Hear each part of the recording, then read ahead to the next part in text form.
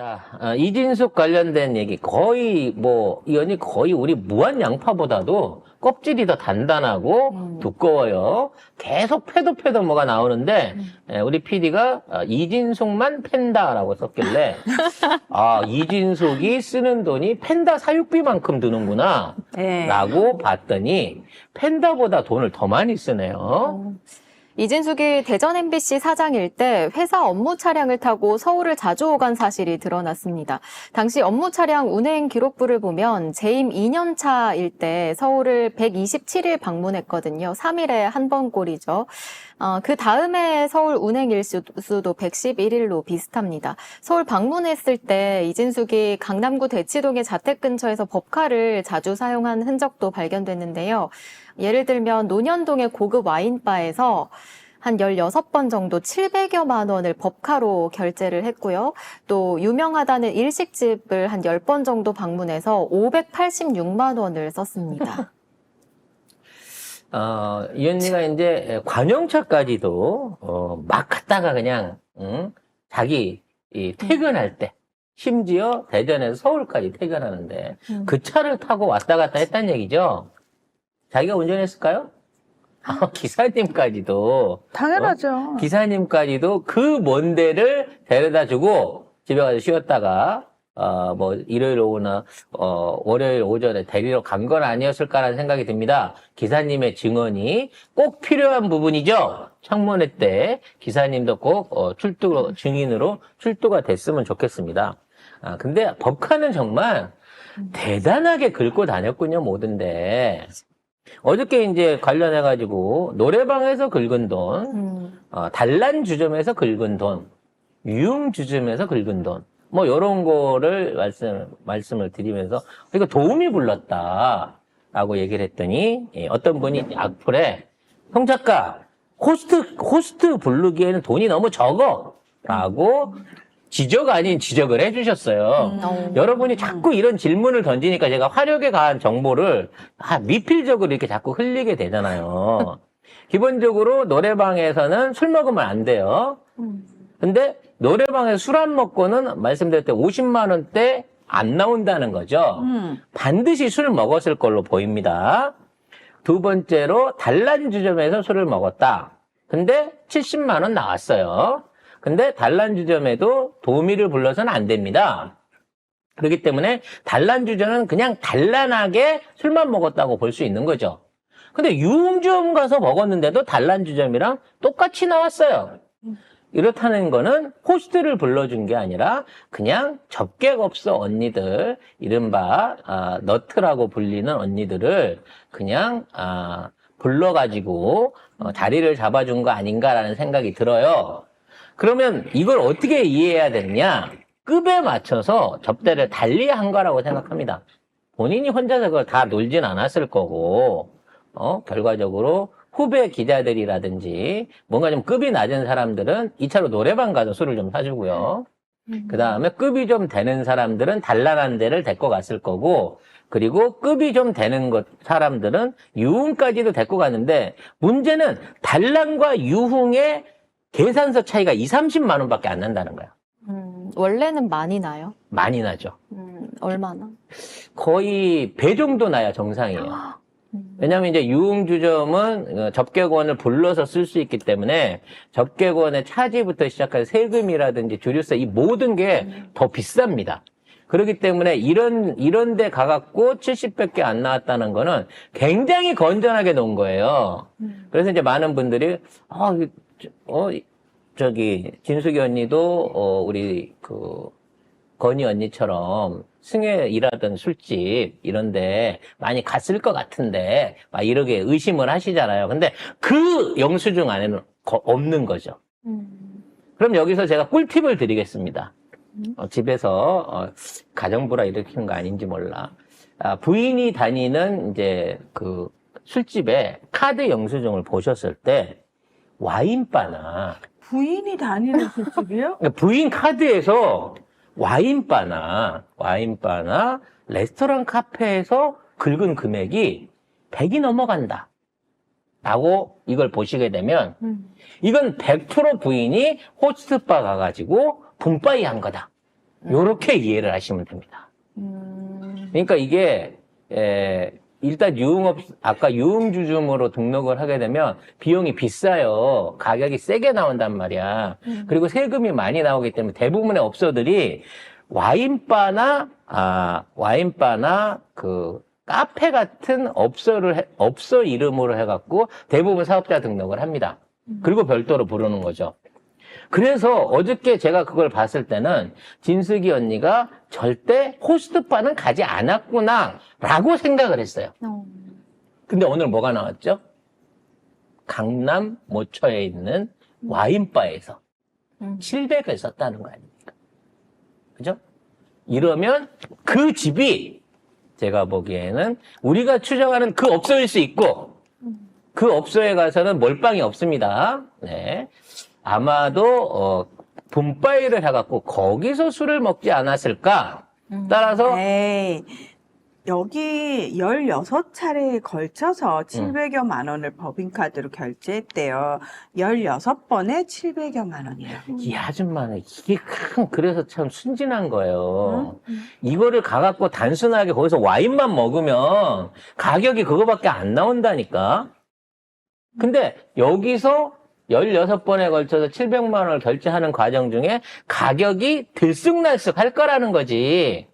10만 원짜리, 20만 원짜리가 있는가 하면 100만 원짜리, 150만 원짜리가 난 분명히 있었을 거라고 봐. 그래서 잘하시는 분들은, 선수들은 이 집에 가서 늘 언제나 싸게 한두 번 먹어줘요. 깔끔하게. 그 좀 단골로 남겨놓는 거죠. 그리고 뭔가가 필요할 때, 이벤트가 필요할 때, 그때는 가서 비싸게 긁는 거죠. 그리고 와서 말하기 좋잖아요. 아, 오늘 친구들이랑 달렸더니 평상시보다 좀 많이 나왔어. 이거 여러분들이 알고 계셔야 나중에 적발이 가능합니다, 여러분. 아니, 뭘 이따구로 네. 살아, 인생을.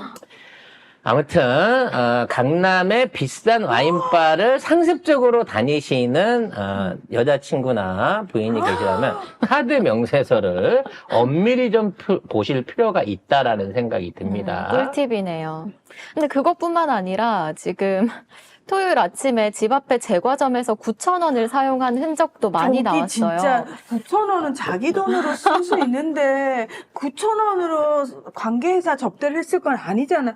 야, 진짜 와, 있는 놈이 더하다고 진짜 해도 너무한다. 그게 뭐 너무합니까? 우리 아버지 같은 경우에는 지금 20년이 넘도록 남의 회사 법인카드만 쓰고 계시기 때문에 택시비 기본료가 1,000원인지 아시는 분들이 수두룩하다니까. 아, 그 애봉총리요? 우리 최장수 총리하고 계시는 우리 아버지 같은 경우에는 아직도 총리가 그분이시구나. 그분 같은 경우에는 왜 1,000원인 줄 알겠어요? 내본 적이 없기 때문이에요. 지금까지 생활비로 쓴 돈이 없어요. 다 법인카드를 썼거든요. 그 법인이 어느 법인인지도 잘 모르는 본인 법인 아니야. 아들 법인 아니야. 내가 보기에는 엑슨모빌 카드 같은데. 법카라는 거는 사적으로 쓸 수 있는 게 아니에요. 그거는 이제 법인의 대표가 문제를 삼았을 때 문제가 되는 거죠.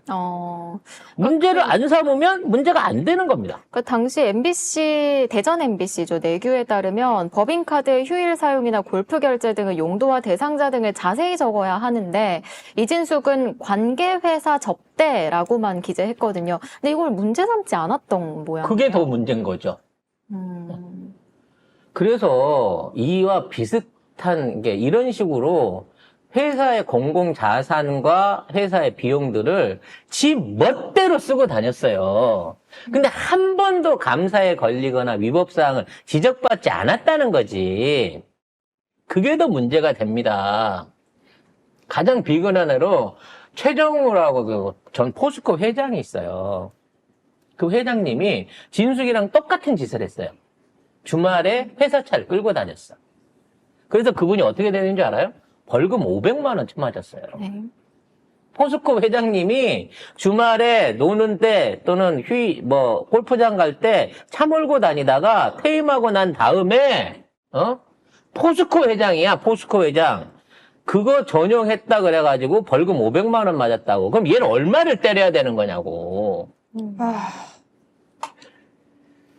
아무튼 이런 인간인 겁니다. 심지어는 선거 기간 중에 그러니까 서울 부산시장 그 보궐선거 때도 나갔대네요. 아니 그 뭐 활동을 했나 봐요. 그러니까 출마는 안 한 상황에서 뭔가 자기가 하고 있다라는 걸 알리기 위해서 몸부림을 친 것 같아요, 그동안. 네, 이진숙이 2021년 서울, 부산 보궐선거를 앞두고 자신이 속한 시민단체 정권 교체를 위한 국민행동의 대변인으로 활동했는데요.